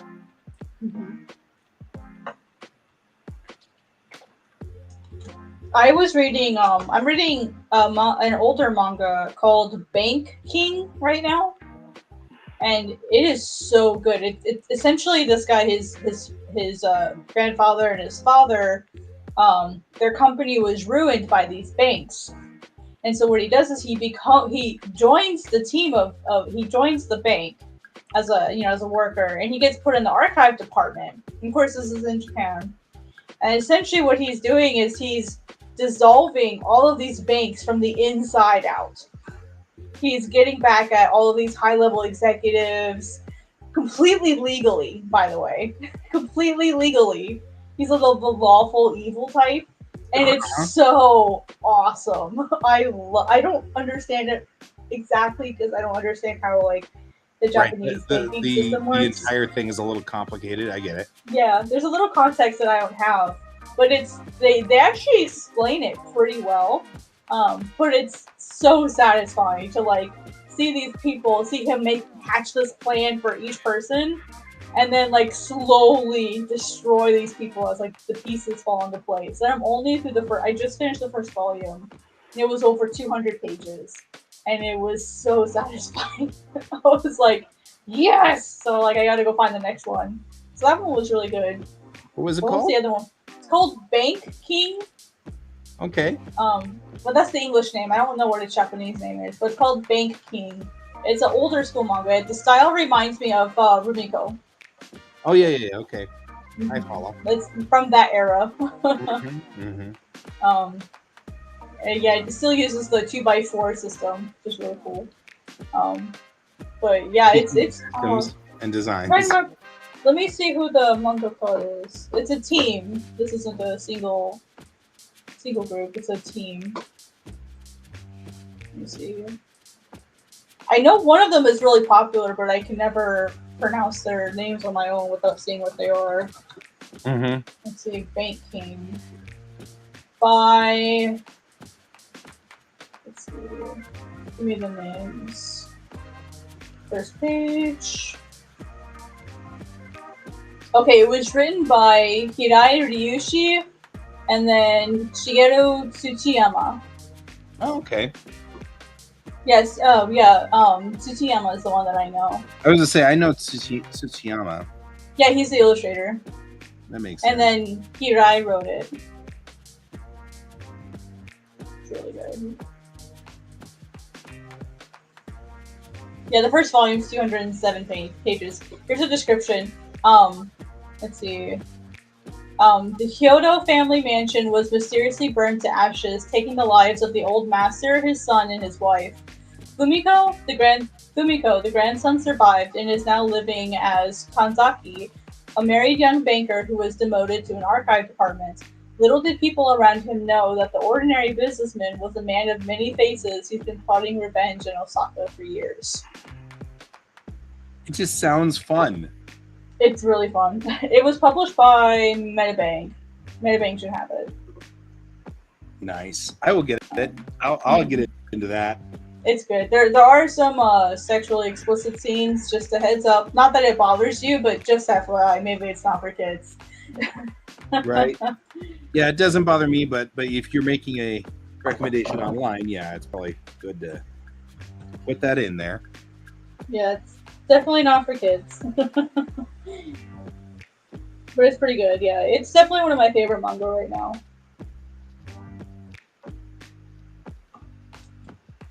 What was the other one that I'm reading right now? What was the other one I started?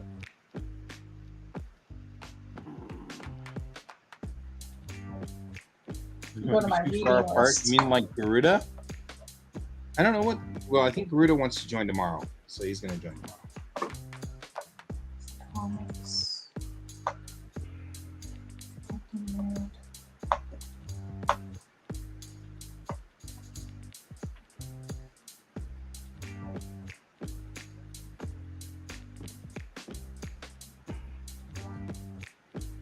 Good red chili.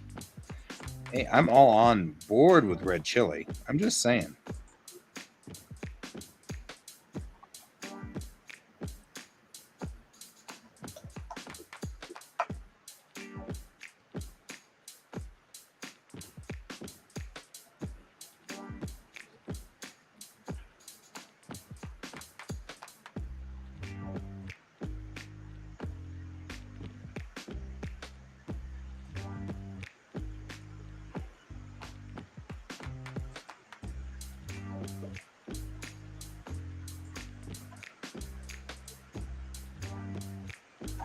Oh, Natalie and the Mysterious Takumi.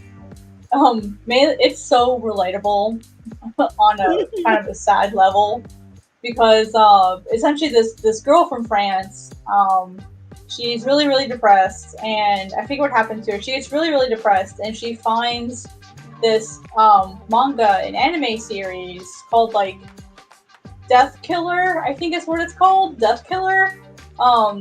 And she becomes like obsessed with it. She completely becomes like super obnoxious otaku level weeaboo. Nice. Like it's obviously like a satire, like making fun of it kind of thing. but it's really cute. And so she actually moves to Japan to make a life there, and she ends up meeting the mangaka of that series, but doesn't know that it's him.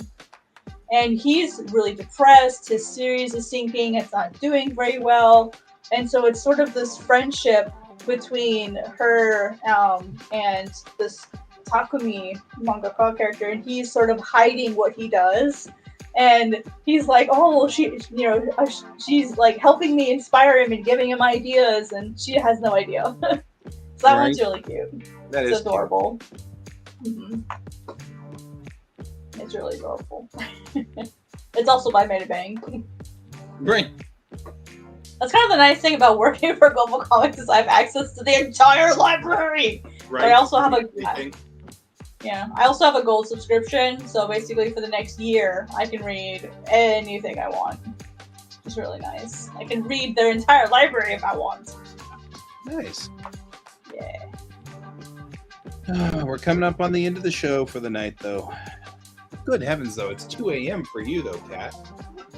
No, well, it's 1. Oh, okay. It's 1 a.m. Yeah, I'm Central, not Eastern. Oh, yeah. I don't know why. Like, you get to Kentucky, Tennessee, things like that. I always feel like those are more Eastern than they are. Same. And they really Some parts of it are. Yeah, parts of it are, but that doesn't help things. But still, it's 1. Hey, we will be rolling again tomorrow morning at 9 our time, 10 your time, if you want to join us from 10 to noon your time. I won't be able to, unfortunately. But right, we'll I can be hit you rolling up tomorrow later. night too. Mm-hmm. Yeah, I can definitely hit you up later. Yeah, you can join us tomorrow night. I'm working Wednesday and Thursday day, so I won't be doing a day show on Wednesday and Thursday, but I will still be doing the night. Mm-hmm. Might be able to listen in, but I probably won't be able to jump in. It's good to have you. I miss you, and I miss hanging out with you. Oh, thank you. So it's like, I'm glad to have you here. Yeah. Nice to have other people that are like serious about the craft. So I had a server that I was in that wasn't serious at all.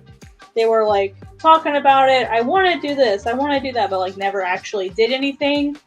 And so it was just, I didn't feel like I had any colleagues really there. Mm-hmm. And so I left that server, and now I have the Global Comics one, and then like you guys. That's sort of a for better or for worse moment there. We we work every day. So every day this little podcast is going, and you can hop on and get work done. Yep, that's the whole point of it. That's what it's here. I love it. We are going because even on the weekend when Guy isn't here, I'm running it. So if it's like Friday, Saturday, Sunday, and you want to get work done, you can hop on and we can work. Mm-hmm. Heck yeah. And Donald's almost always here to be the lovable bum. Yes. Bum. I don't know. I'm working it. I don't know. Anyways, we gotta get going. It's time for me to hit the hay so I can get up tomorrow morning so I can do this again. Woo! So it was good to have you with us, Kat. Join us anytime. You are always that link stays stable, so it doesn't change until I change it. I guess I can scramble it, but I don't want to push the buttons to scramble it because then it would scramble it. So yeah. But yeah, it stays static, so you can always do that. You can just join us at any time. And so we will see. Take it easy, guys. You too. Bye-bye. Bye-bye. Bye.